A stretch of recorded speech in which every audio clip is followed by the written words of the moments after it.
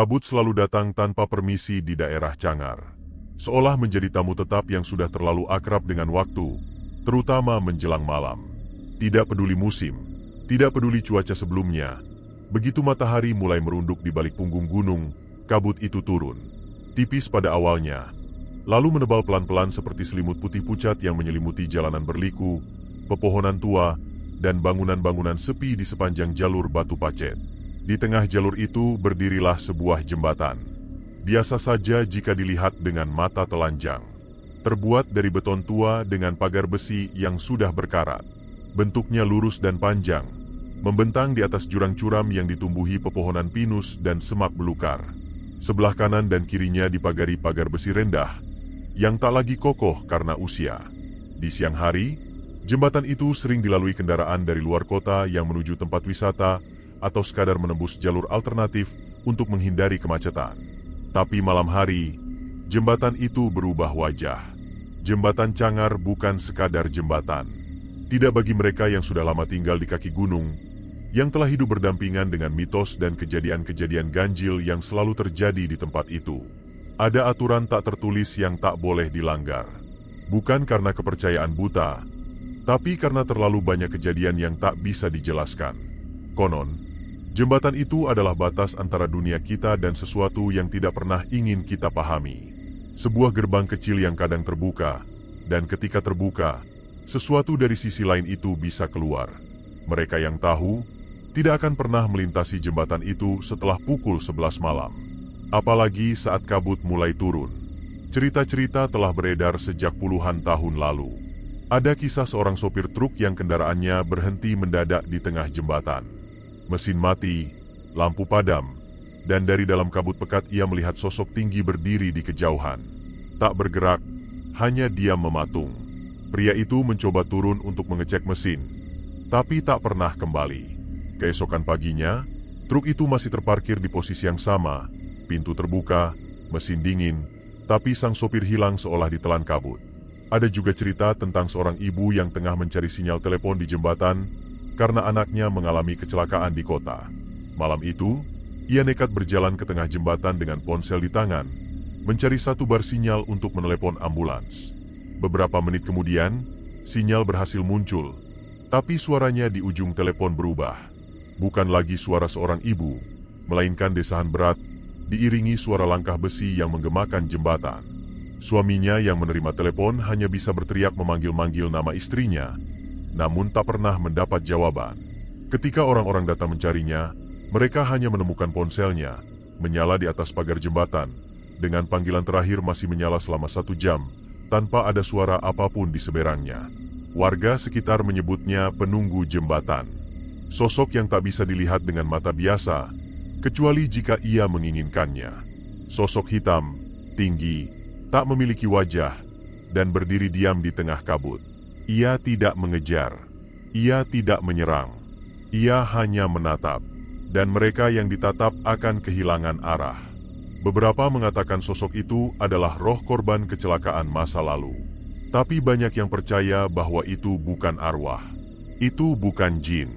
Itu bukan hantu. Tapi sesuatu yang lebih tua, lebih dingin, dan lebih sabar dari kematian itu sendiri. Ia tidak datang untuk menakuti. Ia hanya berdiri karena jembatan itu adalah miliknya. Dan mereka yang mencoba melintasinya tanpa izin saat kabut turun, akan dipaksa untuk menghadapinya. Ada hal yang lebih menakutkan dari penampakan, yaitu rasa bahwa kau sedang diawasi, tanpa tahu dari mana asalnya. Dan itulah yang sering dirasakan para pengendara yang terjebak kabut di jembatan itu. Perasaan bahwa ada sesuatu yang berdiri di ujung jembatan. Tak terlihat jelas, tapi kau tahu ia ada di sana. Dan setiap langkahmu membuatnya semakin dekat. Semua kisah itu seolah hanya menjadi bisikan-bisikan misteri yang diwariskan dari satu generasi ke generasi berikutnya. Hingga datanglah satu malam. Sebuah malam di mana semua desas-desus menjadi nyata. Bukan hanya dalam cerita, tapi terekam dalam bentuk yang tak terbantahkan. Malam ketika seorang kurir muda bernama Andra menghilang. Andra adalah orang biasa, bukan pendaki, bukan pemburu cerita horor. Ia hanyalah seorang pemuda pekerja keras yang tengah dalam perjalanan mengantar paket dari Mojokerto ke Batu, melewati jalur alternatif demi menghemat waktu. Ia tak tahu tentang jembatan itu. Ia tak tahu tentang aturan tak tertulis. Dan ia tidak pernah mendengar tentang sosok yang berdiri di tengah kabut. Yang ia tahu malam itu hanyalah satu hal. Ia sedang terburu waktu, dan GPS menuntunnya lewat jembatan Cangar. Tanpa sadar bahwa saat ia memutar gas motornya dan menembus kabut yang turun perlahan, ia sedang memasuki tempat yang bukan lagi sepenuhnya milik manusia. Dan malam itu, semuanya berubah. Udara malam itu terasa lebih dingin dari biasanya, menembus jaket tebal dan menyusup ke kulit seperti uap es yang merayap perlahan. Jalanan beraspal yang berliku dan sempit di kawasan pegunungan tampak lengang. Pohon-pohon tinggi menjulang di kanan kiri, berdiri diam seperti barisan makhluk raksasa yang mengamati setiap kendaraan yang lewat. Tak ada suara lain selain desiran angin yang menerobos dedaunan dan dengung mesin motor tua yang dikendarai Andra. Ia sudah menempuh perjalanan hampir 2 jam sejak meninggalkan Mojokerto. Paket yang harus ia antar bukan sesuatu yang penting. Hanya beberapa kotak barang elektronik kecil milik seorang pelanggan dari Batu. Tapi bagi Andra, itu berarti tambahan upah. Tambahan uang yang bisa ia sisihkan untuk membantu ibunya membeli obat dan membayar listrik yang mulai menunggah. Maka ketika seseorang menyarankannya lewat jalur alternatif yang lebih cepat, ia langsung setuju tanpa banyak berpikir. Jalur alternatif itu memang memotong waktu tempuh hampir setengah jam. Tapi ia juga membelah kawasan hutan dan pegunungan yang sepi dan tak berlampu. Tak banyak yang melewati jalur ini di malam hari. Tidak ada lampu jalan. Tidak ada warung. Tidak ada rumah penduduk, hanya jalanan sempit, pohon, dan kabut yang mulai turun seperti kabar buruk yang tak bisa dihindari. Andra tidak tahu persis di mana letak jembatan Cangar. GPS di ponselnya menunjukkan jalur lurus terus ke arah Batu. Tidak ada peringatan, tidak ada informasi, hanya garis biru yang terus bergerak dan sinyal yang mulai melemah perlahan.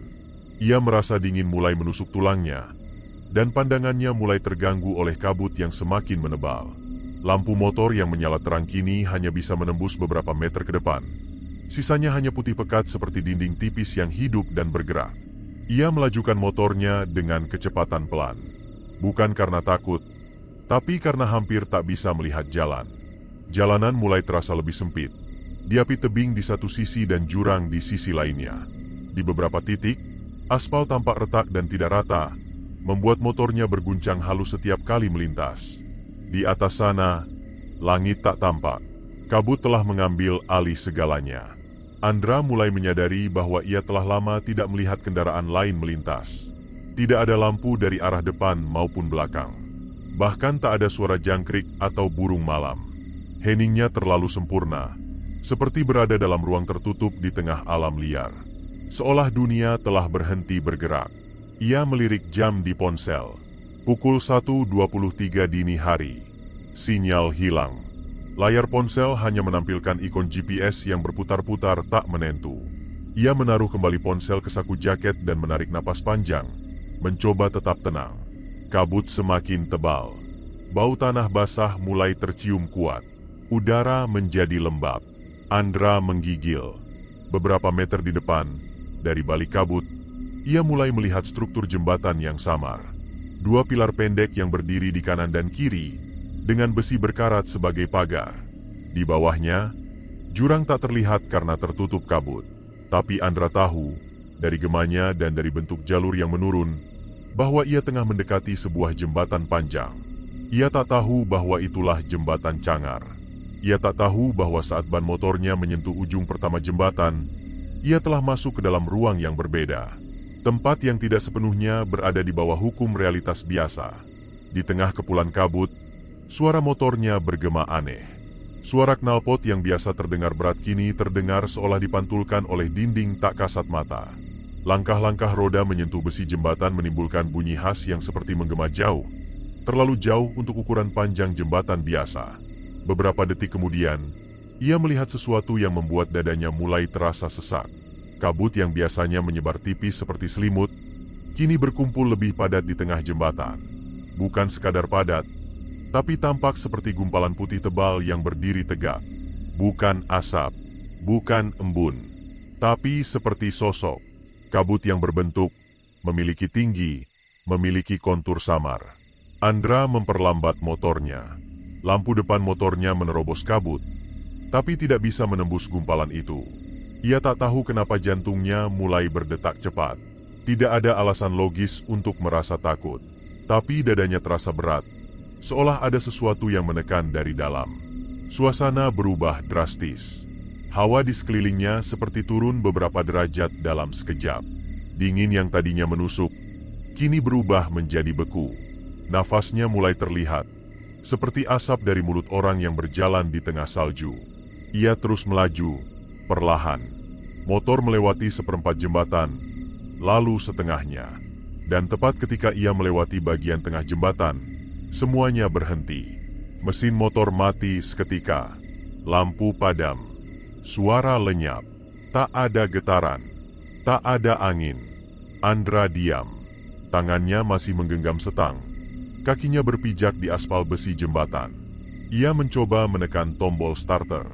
Tidak ada respon. Ia coba sekali lagi. Tidak ada suara. Tidak ada getaran. Seolah motor itu mati total. Lalu terdengar sesuatu. Bukan dari arah depan. Bukan dari arah belakang. Tapi dari bawah. Dari balik kabut di bawah jembatan. Suara lembut.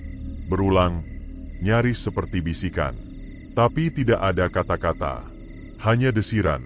Seperti seseorang yang menarik napas dalam-dalam dari dalam air. Andra menoleh perlahan ke kiri.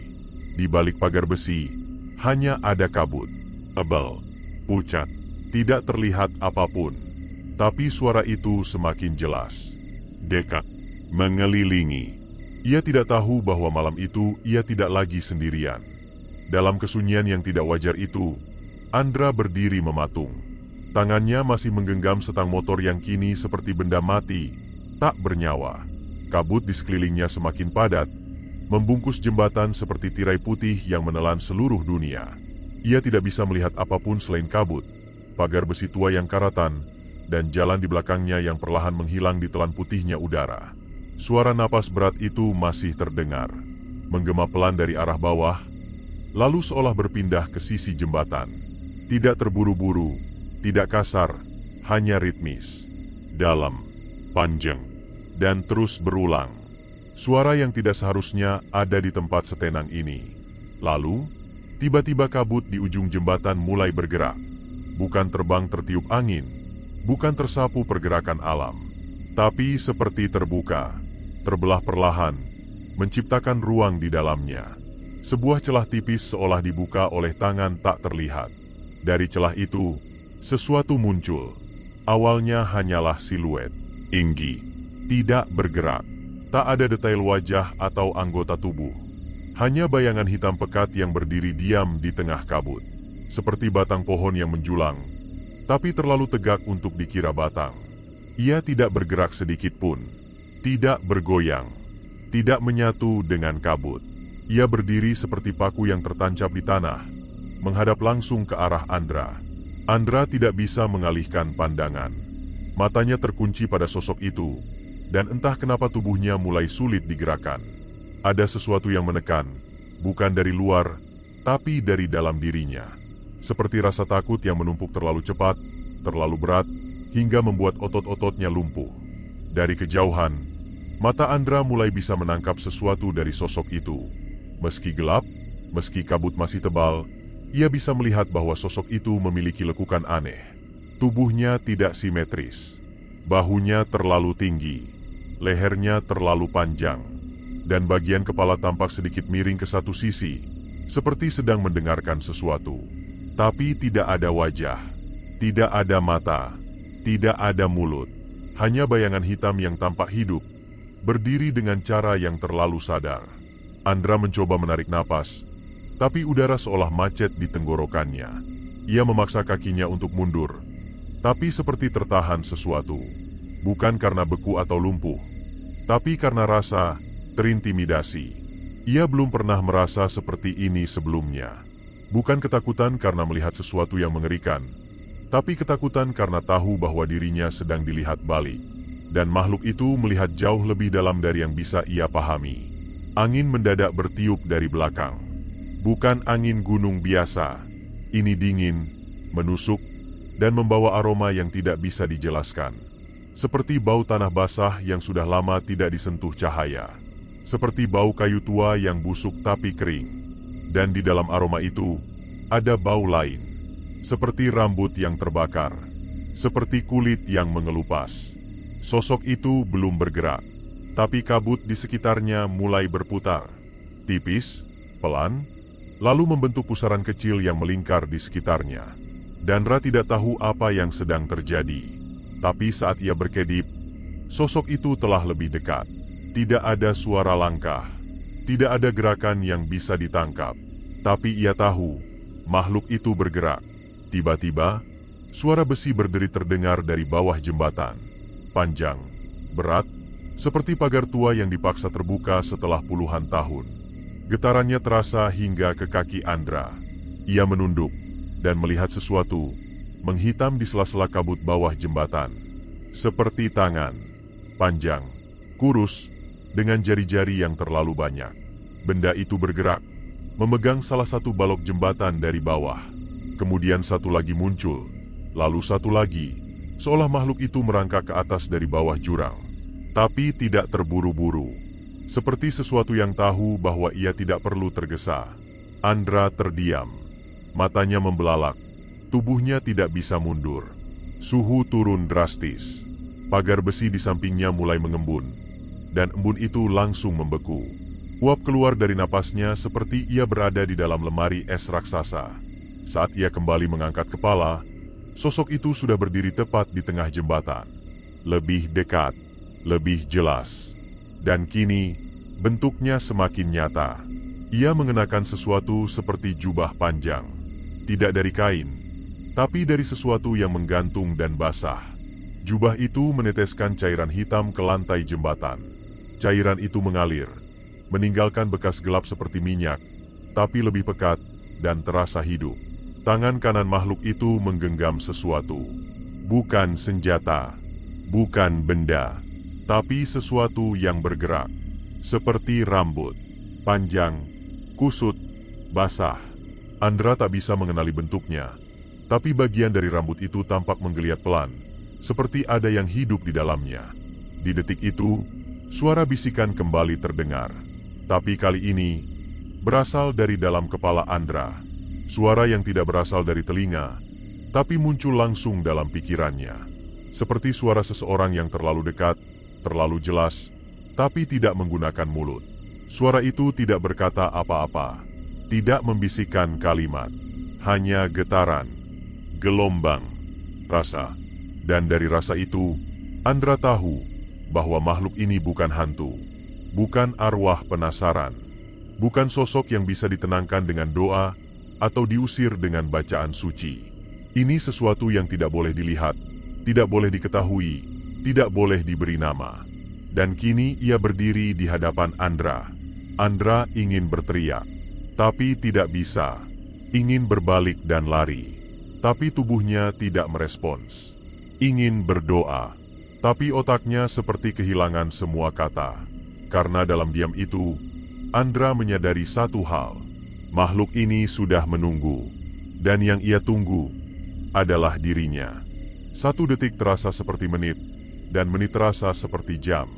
Andra berdiri di tengah jembatan, dikelilingi kabut yang kian menggila, sementara makhluk itu mendekat dalam keheningan yang menyesakan.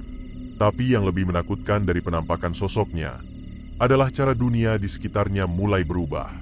Jembatan yang tadi keras di bawah kaki kini terasa seperti bernapas. Getaran halus menjalar dari lantai, naik melalui sol sepatu Andra, hingga menusuk ke tulang-tulangnya. Seolah jembatan itu bukan lagi sekadar bangunan, tapi makhluk raksasa yang diam, terbangun dari tidur panjang. Besi yang tadinya mati kini memuai, mengeluarkan suara retakan samar, seperti tulang yang dipaksa kembali ke sendi. Langit di atas tidak lagi tampak hitam. Warna gelapnya berubah menjadi kelabu pekat, kemudian biru kehijauan yang aneh. Kabut di sekitar Andra seperti tirai tebal yang tak berhenti bergerak, membentuk pusaran lambat, lalu pecah dalam pola aneh, seperti bunga, seperti mata, seperti celah ke dunia lain. Dari sisi kiri jembatan, Terdengar suara retakan tajam. Pagar besi yang berkarat pecah menjadi dua bagian, dan dari celah itu, sebuah tangan lain muncul.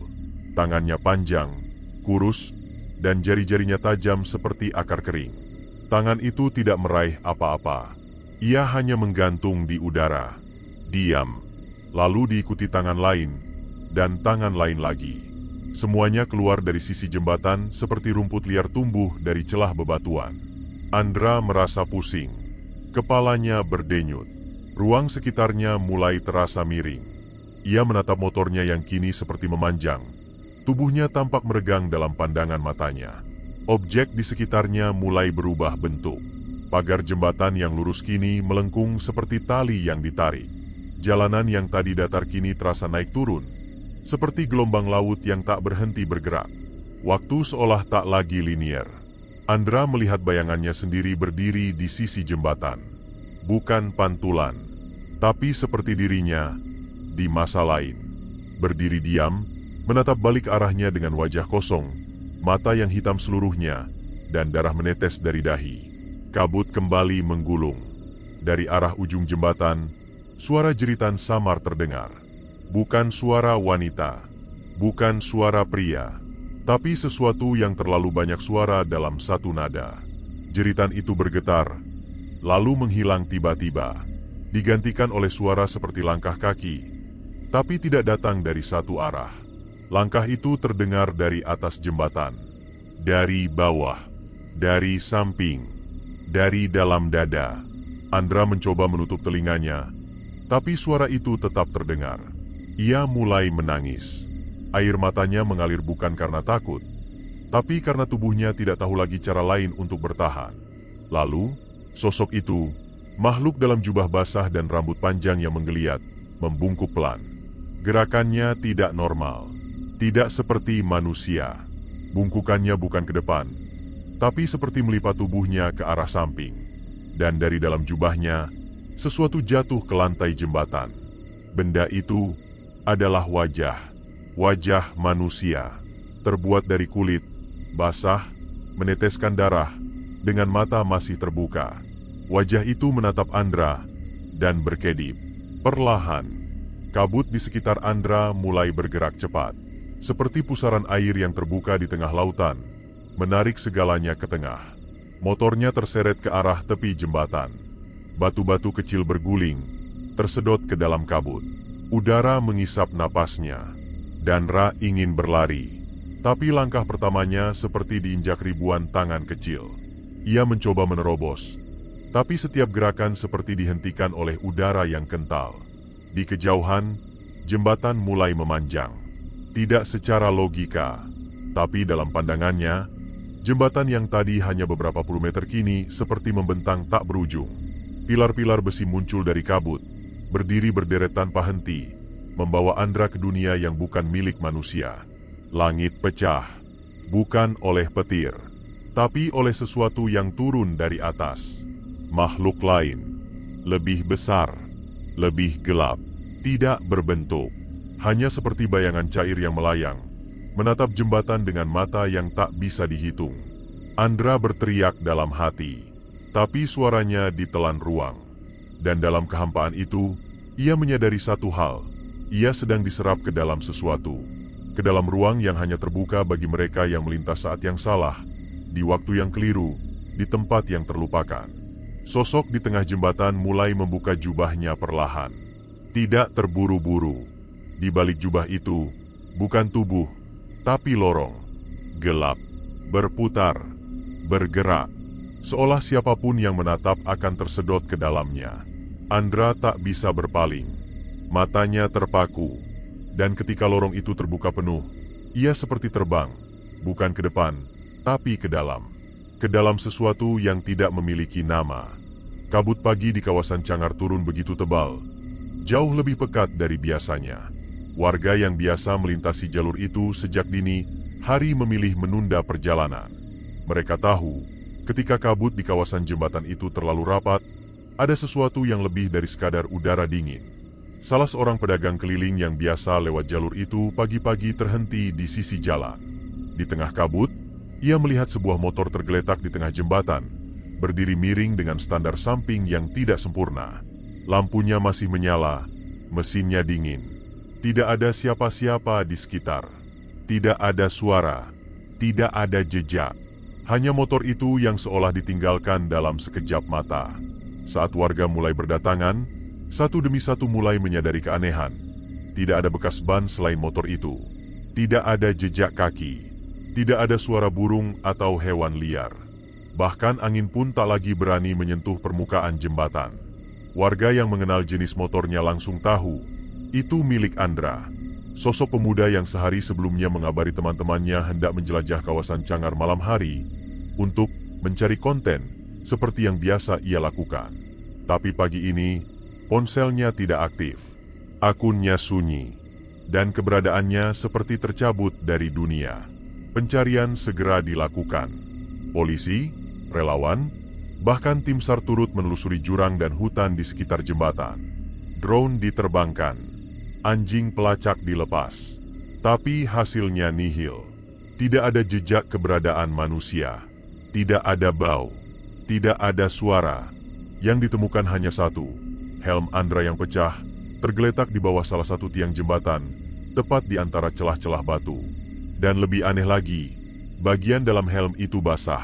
Tapi bukan oleh air, melainkan cairan hitam pekat, berlendir, dengan bau anyir bercampur besi karat.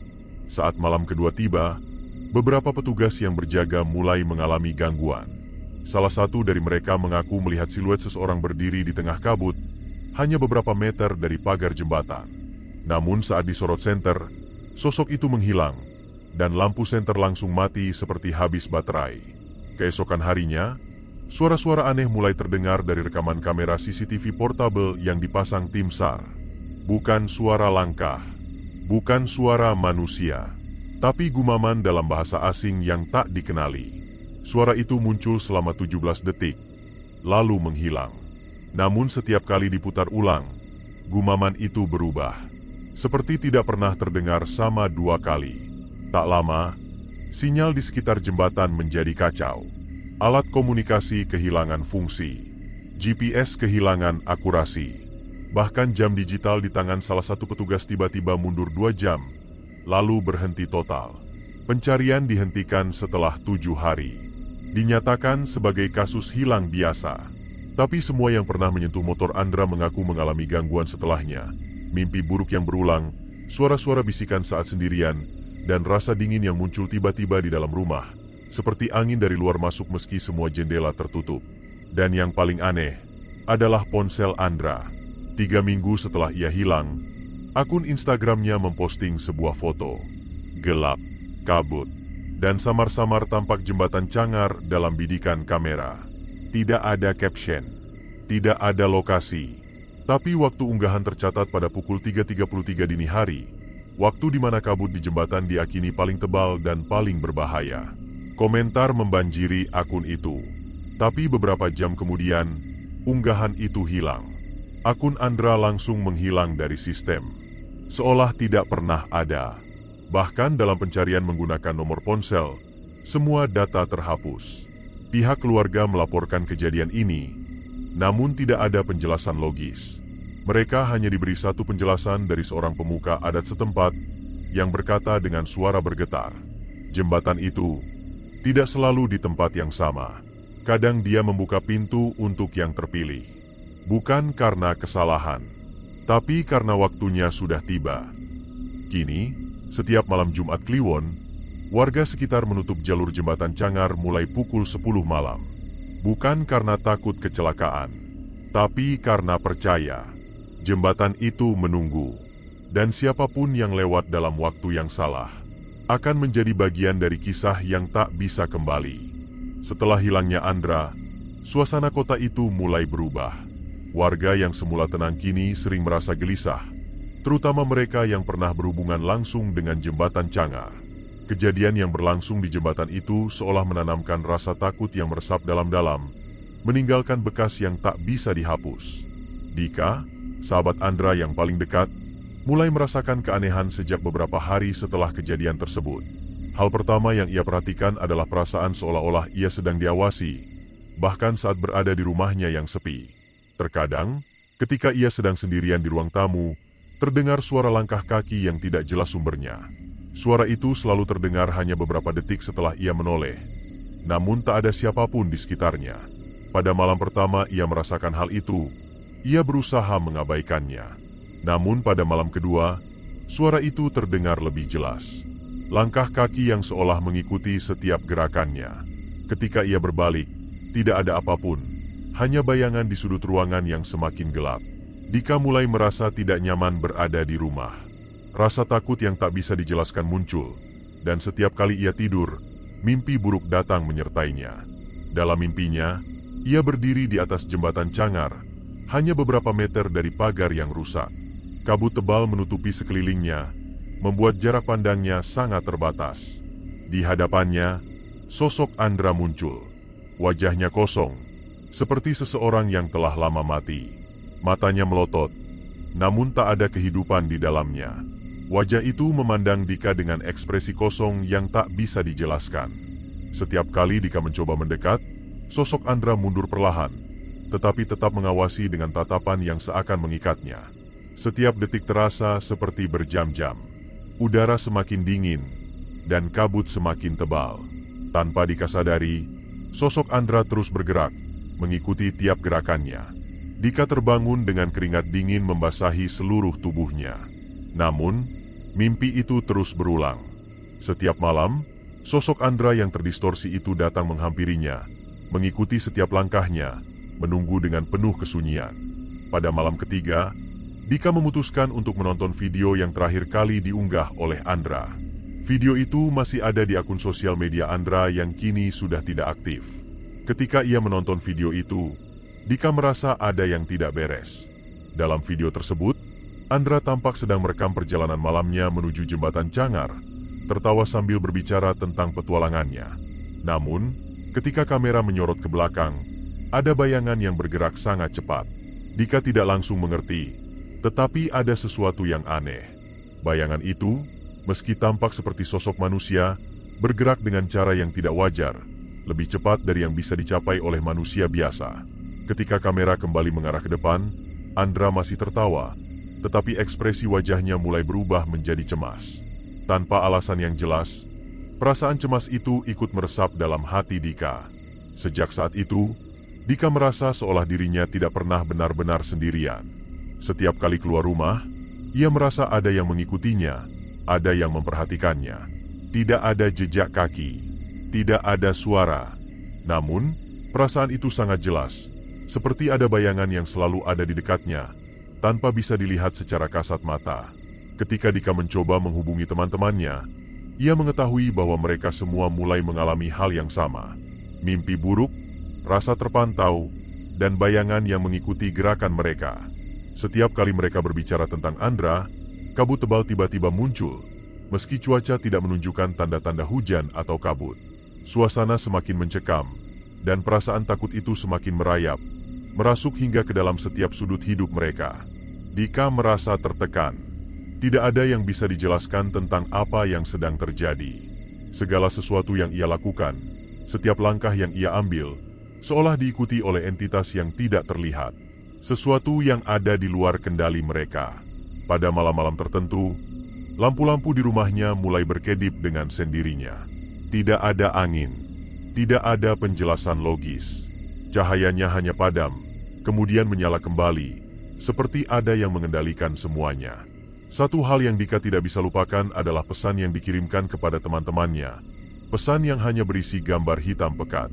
Tidak ada apapun di dalam gambar itu, kecuali sesuatu yang sangat gelap, seperti ruang yang tak berujung. Namun, saat dilihat lebih dekat, sesuatu yang samar muncul dari dalam bayangan itu. Sebuah wajah. Itu adalah wajah Andra. Tapi bukan wajah Andra yang Dika kenal. Wajah itu terdistorsi, penuh darah, dan matanya tampak kosong, seperti sudah lama mati. Wajah itu menatap Dika dengan intens, seolah memberinya peringatan. Dika merasa terjebak dalam lingkaran yang tak bisa ia keluar dari situ. Pagi-pagi setelah menerima pesan itu, Dika mulai melihat tanda-tanda lain. Saat ia membuka pintu rumah, ia melihat bekas kaki yang mengarah ke arah jembatan Cangar, meski tidak ada siapapun di sekitar. Jejak itu tampak seperti jejak manusia. Namun saat ia mengikuti jejak itu, jejak tersebut menghilang begitu saja. Seakan-akan jejak itu tidak pernah ada, hanya meninggalkan rasa takut yang semakin dalam. Waktu berlalu, dan Dika serta teman-temannya semakin terperangkap dalam ketakutan yang tidak bisa dijelaskan. Tidak ada yang bisa mereka lakukan untuk melarikan diri. Semua yang mereka lakukan hanya semakin membawa mereka ke dalam kegelapan yang semakin dalam, seolah-olah mereka sudah masuk ke dalam dunia lain, di tempat yang tidak bisa dijangkau oleh siapapun. Semakin lama, mereka semakin merasa bahwa mereka tidak lagi berada di dunia yang sama. Mereka tidak hanya terjebak dalam ketakutan, tapi juga dalam sesuatu yang lebih besar, yang lebih gelap, yang tak bisa dihindari. Setiap langkah yang mereka ambil seolah semakin mendekatkan mereka ke tujuan yang tak pernah mereka inginkan. Kembali ke jembatan Cangar. Pada suatu malam yang sunyi, Dika dan teman-temannya memutuskan untuk kembali ke jembatan Cangar. Setelah berhari-hari dihantui mimpi buruk dan perasaan ketakutan yang tak bisa dijelaskan, mereka merasa tidak ada jalan lain. Mereka harus mengetahui apa yang sebenarnya terjadi pada Andra, dan mengapa mereka semua kini terperangkap dalam kengerian yang semakin merajalela. Ada yang mengusik mereka, seolah-olah sesuatu yang tak kasat mata menghubungkan mereka dengan jembatan itu, dan mereka tidak bisa menghindari panggilan tersebut. Malam itu, langit gelap tanpa bintang, hanya diterangi oleh lampu-lampu kendaraan yang melintas jauh di bawah. Kabut tebal masih menyelimuti area sekitar jembatan, seakan alam turut melindungi tempat itu dari dunia luar. Semakin dekat mereka ke jembatan, semakin terasa hawa dingin yang menyusup, meski di luar tidak ada angin. Rasanya seperti ada tangan yang tak terlihat meremas jantung mereka, menekan semakin kuat setiap kali mereka melangkah lebih dekat. Dika memimpin teman-temannya dengan wajah tegang. Mereka tahu ini adalah langkah terakhir mereka, dan mereka tidak tahu apakah mereka akan kembali hidup-hidup. Suara langkah kaki mereka terdengar keras, memecah keheningan malam, tetapi semakin mereka mendekati jembatan, suara itu terdengar semakin berat, seolah ada sesuatu yang ikut mengikutinya. Ada rasa takut yang merayap naik ke tenggorokan mereka, seolah mereka sedang berada di ambang jurang, tidak bisa melangkah maju atau mundur. Saat akhirnya mereka sampai di jembatan Cangar, suasana semakin mencekam. Kabut yang menyelimuti area itu terasa semakin pekat, hingga mereka hampir tidak bisa melihat satu sama lain. Semua rasa takut yang mereka coba sembunyikan muncul begitu saja, dan perasaan mereka yang sudah terperangkap dalam ketakutan semakin nyata. Sosok Andra, atau apapun yang kini menggantikannya, terasa hadir di sekitar mereka. Mereka merasa seperti sedang diawasi, meski tak ada satupun yang terlihat. Dika berdiri di depan pagar jembatan, matanya menatap jauh ke bawah. Di bawah sana, ada kegelapan yang tampaknya tak ada habisnya, seolah dunia itu menganga, siap menelan mereka jika mereka lengah. Suara kabut itu mulai terdengar, bukan suara angin, tetapi seperti bisikan yang lembut namun menekan. Bisikan itu tidak terarah, tidak jelas asalnya, tetapi semua bisa merasakannya. Suara yang membuat tubuh mereka kaku, seolah semuanya mulai menundukkan kepala dan tunduk pada kekuatan yang tak bisa mereka lihat. Tiba-tiba, dari tengah kabut, muncul bayangan. Mula-mula samar, tetapi semakin jelas, seolah sesuatu bergerak mendekat. Bayangan itu seperti datang dari dalam jembatan, menyusuri tanah yang lembab. Setiap langkahnya terdengar seperti langkah yang berulang, tidak pernah berhenti, seolah menunggu sesuatu. Bayangan itu perlahan membentuk sosok yang sangat familiar. Sebuah wajah yang mereka kenali, namun wajah itu tidak utuh. Wajah itu kosong, penuh dengan kekosongan yang menakutkan. Tidak ada ekspresi yang bisa dijelaskan, hanya mata yang melotot, memandang mereka tanpa kedip. Wajah itu adalah wajah Andra, namun bukan Andra yang mereka kenal. Sekilas, wajah itu berubah, begitu cepat, begitu mengerikan. Mulai terdistorsi, seakan wajah itu dipenuhi dengan retakan dan darah yang mengalir tanpa henti. Sosok itu perlahan mendekat, langkahnya semakin cepat, dan tubuhnya bergerak dengan cara yang tidak mungkin dilakukan oleh manusia. Begitu tiba di depan mereka, sosok itu berhenti. Matanya tetap memandang, kosong, tanpa jiwa. Hanya ada keheningan yang menekan, udara yang semakin berat, dan kabut yang tidak berhenti mengalir dari tubuh sosok itu. Rasa takut mulai merayap naik, menyelimuti tubuh mereka. Mereka tak bisa bergerak, seolah-olah tubuh mereka membeku oleh kekuatan yang lebih besar. Dan ketika mereka mencoba untuk berteriak, Tidak ada suara yang keluar. Mulut mereka terbuka, tetapi suara itu lenyap begitu saja, seperti ditelan oleh kekosongan yang ada di sekitar mereka. Tidak ada lagi yang bisa mereka lakukan. Mereka hanya bisa berdiri, mematung, menatap sosok itu yang terus mengamati mereka tanpa sedikit pun tanda-tanda belas kasihan. Kemudian, kabut itu semakin pekat. Bukan hanya kabut biasa, melainkan kabut yang seperti hidup, yang bergerak dengan pola yang tidak bisa dijelaskan. Kabut itu merayap ke arah mereka, melilit tubuh mereka, menyusup ke dalam paru-paru, membuat mereka sesak. Mereka merasa seperti tenggelam dalam kegelapan yang sangat dalam, tetapi tidak bisa berbuat apa-apa. Setiap gerakan mereka terasa semakin terhambat, seolah tubuh mereka dipenuhi dengan kekuatan yang lebih besar dari diri mereka sendiri.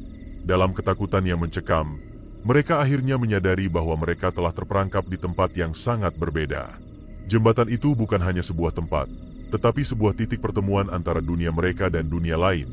Dunia yang penuh dengan kegelapan yang tak bisa dijelaskan, penuh dengan entitas yang tak bisa dimengerti oleh akal manusia.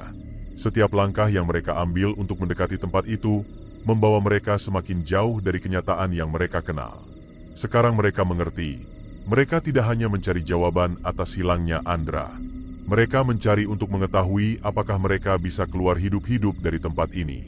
Namun, kabut itu semakin menutup mereka, dan mereka semakin merasakan bahwa ada yang menginginkan mereka tetap berada di sana, di jembatan Cangar, selamanya. Saat kabut semakin tebal, udara di sekitar mereka terasa semakin berat, seolah jembatan Cangar tidak hanya menjadi batas fisik, tetapi juga batas antara dunia mereka dan sesuatu yang jauh lebih gelap. Dika dan teman-temannya merasa seolah-olah terperangkap dalam lingkaran yang tak bisa mereka pecahkan. Setiap langkah yang mereka ambil terasa sia-sia, seolah mereka hanya berjalan dalam kegelapan yang sama. Rasa takut semakin menyelimuti mereka, namun ada satu hal yang masih bisa mereka rasakan dengan jelas. Ketakutan yang datang bukan hanya dari dalam diri mereka, tetapi dari entitas yang mengintai di dalam kabut itu. Semakin lama mereka berada di jembatan, semakin kuat perasaan bahwa mereka tak hanya menghadapi sosok yang mereka kenal sebagai Andra, tetapi juga kekuatan yang lebih besar, sesuatu yang telah ada jauh sebelum mereka datang. Dika mulai merasa ada yang tidak beres dengan setiap detik yang berlalu. Semua yang terjadi mulai terasa seperti mimpi yang tak pernah berakhir, sebuah ilusi yang menjebak mereka dalam dunia yang tidak nyata. Setiap kali ia berusaha melihat ke belakang, bayangan itu masih ada, bergerak mengikuti mereka tanpa suara, tanpa jejak. Mereka berusaha berlari, namun seolah langkah mereka semakin berat, tubuh mereka semakin lambat, seolah terhisap oleh kekuatan tak terlihat yang menahan mereka. Teman-temannya pun merasakan hal yang sama. Meskipun mereka berusaha bergerak cepat, tubuh mereka terasa seperti terhenti di udara. Setiap gerakan mereka terhambat oleh sesuatu yang tidak bisa mereka lihat, namun jelas ada. Setiap kali mereka berbalik untuk melihat jalan keluar, kabut semakin menutupi pandangan mereka, mengaburkan segala hal yang bisa menunjukkan arah yang benar. Rasanya seperti mereka terperangkap di tempat ini, dan setiap langkah yang mereka ambil hanya membawa mereka lebih dalam ke dalam kegelapan yang tidak berujung. Dika merasa tubuhnya mulai lemas, dan pikirannya mulai kacau. Tiba-tiba, sebuah suara memecah keheningan malam, suara yang berat, mendalam, dan penuh ancaman. Suara itu tidak terdengar dari seseorang yang ada di sana, melainkan dari dalam kabut yang mengelilingi mereka. Kalian tidak bisa pergi. Suara itu bergema di seluruh jembatan. Kalian sudah dipilih untuk tinggal di sini selamanya. Sosok Andra, atau apapun yang telah menggantikannya, muncul kembali. Kali ini, tidak ada ekspresi kosong. Wajah itu penuh dengan kemarahan dan penderitaan, seolah dia mengutuk mereka dengan pandangannya. Sosok itu bergerak lebih cepat, melintasi kabut dengan kecepatan yang tidak manusiawi. Setiap gerakan tubuhnya membuat angin berputar di sekitar mereka, semakin menambah ketegangan yang menggantung di udara. Mereka mulai merasakan hal yang sama, sesuatu yang mengikat mereka dengan jembatan itu. Mereka mencoba berlari, tetapi kaki mereka terasa seperti terikat, seolah tanah di bawah mereka merangkul mereka dengan erat, menghalangi setiap gerakan mereka. Dika merasakan sensasi seperti tangan tak terlihat menahan punggungnya, menariknya kembali ke jembatan, mengundangnya untuk tetap tinggal, terperangkap dalam dunia ini. Panik mulai menguasai mereka. Mereka berteriak, memanggil nama satu sama lain. Namun suara mereka hanya tenggelam dalam kabut yang semakin tebal. Mereka tahu bahwa mereka terperangkap dalam permainan yang lebih besar. permainan yang tidak mereka pahami. Setiap kali mereka mencoba melangkah maju, kabut itu bergerak lebih cepat, mengelilingi mereka dan memaksa mereka kembali ke titik yang sama. Semakin lama mereka bertahan, semakin mereka merasa seperti tidak bisa melarikan diri. Entitas yang mereka hadapi bukan hanya sosok Andra yang terdistorsi, tetapi sesuatu yang lebih gelap, lebih kuno, yang telah lama berdiam di jembatan Cangar. Mereka mulai menyadari bahwa jembatan itu bukan sekadar tempat biasa. Itu adalah titik pertemuan, sebuah ambang batas antara dunia mereka dan dunia yang tidak bisa dipahami oleh akal manusia. Setiap orang yang datang ke sana, setiap orang yang melangkah ke jembatan itu, seolah terikat dengan kekuatan yang lebih besar. Mereka tidak bisa keluar. Mereka tidak bisa pergi. Dika mulai berpikir bahwa satu-satunya cara untuk keluar adalah dengan memecahkan misteri yang terpendam di dalam jembatan itu. Apa yang telah terjadi pada Andra? Mengapa dia bisa terperangkap di sana? Apakah dia menjadi bagian dari entitas yang menguasai jembatan itu? Namun, sebelum ia bisa menyelidikinya lebih jauh, suara itu kembali, lebih keras dan lebih jelas. Tidak ada yang bisa pergi. Kalian adalah bagian dari tempat ini sekarang. Kalian akan selalu kembali, selamanya. Saat itulah, Dika merasakan sensasi lain, sebuah getaran yang datang dari bawah tanah. Seperti ada sesuatu yang bergerak di dalam tanah jembatan, sebuah kekuatan besar yang mulai terbangun. Kabut itu semakin tebal, dan suara gemuruh mulai terdengar, seolah jembatan itu hidup, bergerak, dan mengubah dirinya sendiri. Rasa takut yang semakin mencekam membuat mereka tidak bisa berpikir jernih. Semua yang mereka lakukan hanya semakin membawa mereka lebih jauh ke dalam kegelapan itu. Mereka mulai merasakan bahwa ini bukan sekadar kejadian biasa. Ini adalah sesuatu yang telah lama ada, dan mereka hanya menjadi bagian dari lingkaran yang tak bisa diputuskan. Mereka semakin merasa bahwa mereka tidak hanya berada di jembatan Cangar, tetapi juga di ambang pintu dunia lain, dunia yang penuh dengan teror yang siap menelan mereka. Dan tanpa mereka sadari, saat mereka melangkah lebih jauh, mereka mulai kehilangan harapan untuk kembali. Rasa takut yang merasuki tubuh mereka kini berubah menjadi keputusasaan. Dika dan teman-temannya terperangkap dalam sesuatu yang jauh lebih besar dari yang mereka bayangkan. Jembatan Cangar bukan hanya sekadar tempat, bukan hanya sebuah jalan yang melintasi lembah. Ia adalah sebuah ambang batas, sebuah portal yang menghubungkan dunia mereka dengan kegelapan yang tak terbayangkan. Setiap detik yang berlalu di sana semakin terasa seperti jarak yang tak bisa mereka lewati. Mereka terperangkap di dalam lingkaran yang tak ada ujungnya, dan mereka tahu, setiap usaha mereka untuk melarikan diri hanya membuat mereka semakin mendalam ke dalam kegelapan itu.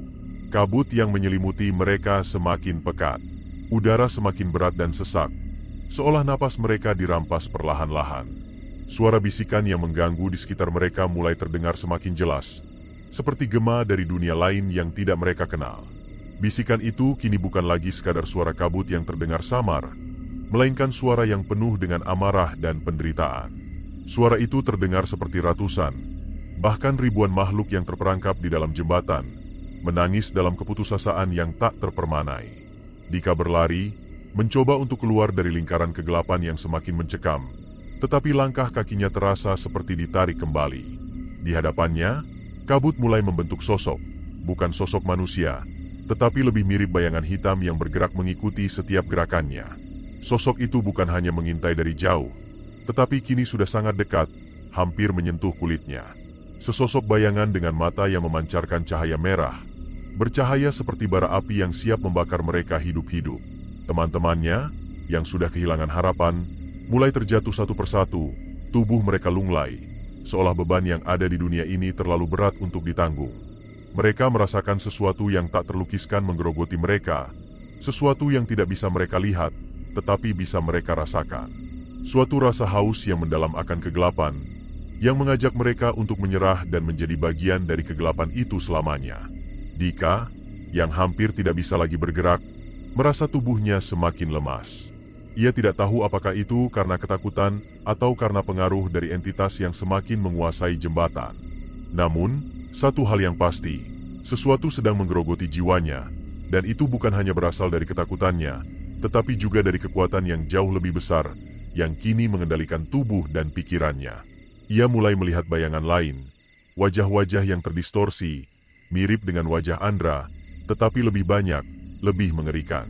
Mereka semua adalah makhluk-makhluk yang terperangkap di dalam jembatan ini, dan sekarang mereka meminta Dika untuk bergabung dengan mereka, untuk menjadi bagian dari mereka.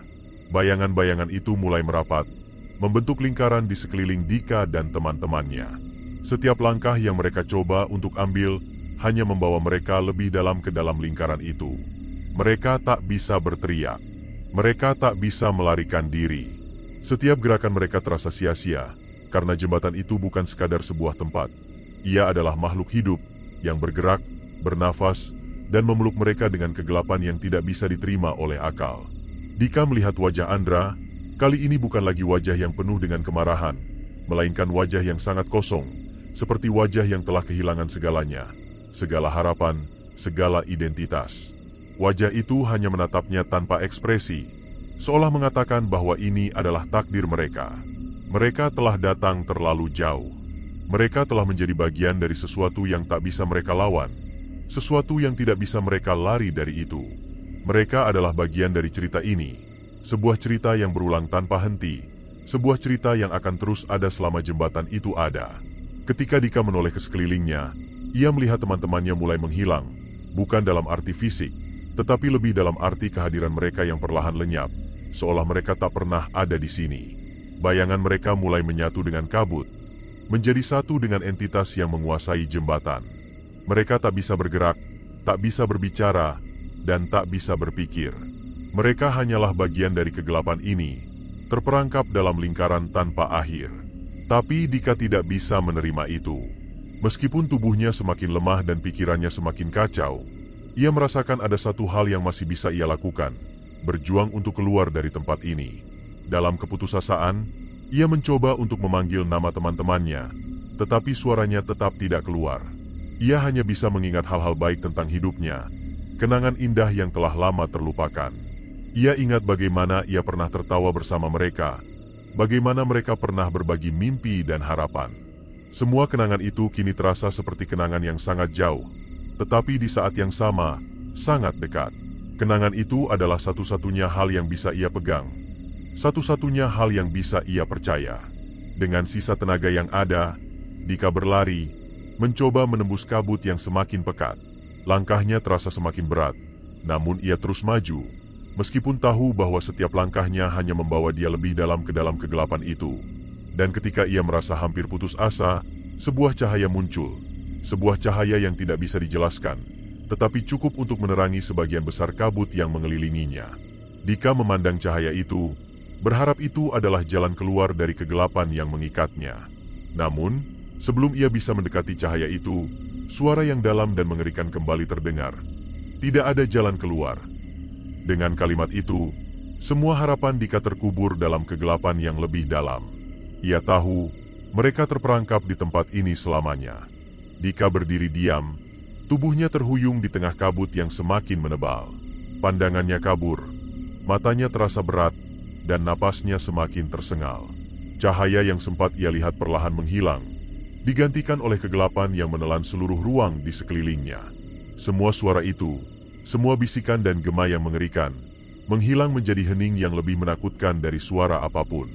Hening yang berisi ancaman yang lebih besar, sesuatu yang lebih kuat daripada apapun yang bisa ia lawan.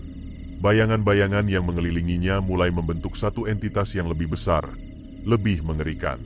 Tidak ada lagi sosok yang bisa ia kenali, hanya kegelapan yang memeluk tubuhnya dan menariknya lebih dalam ke dalam jembatan, ke dalam dunia yang tidak bisa ia pahami. Perasaan terperangkap itu semakin kuat.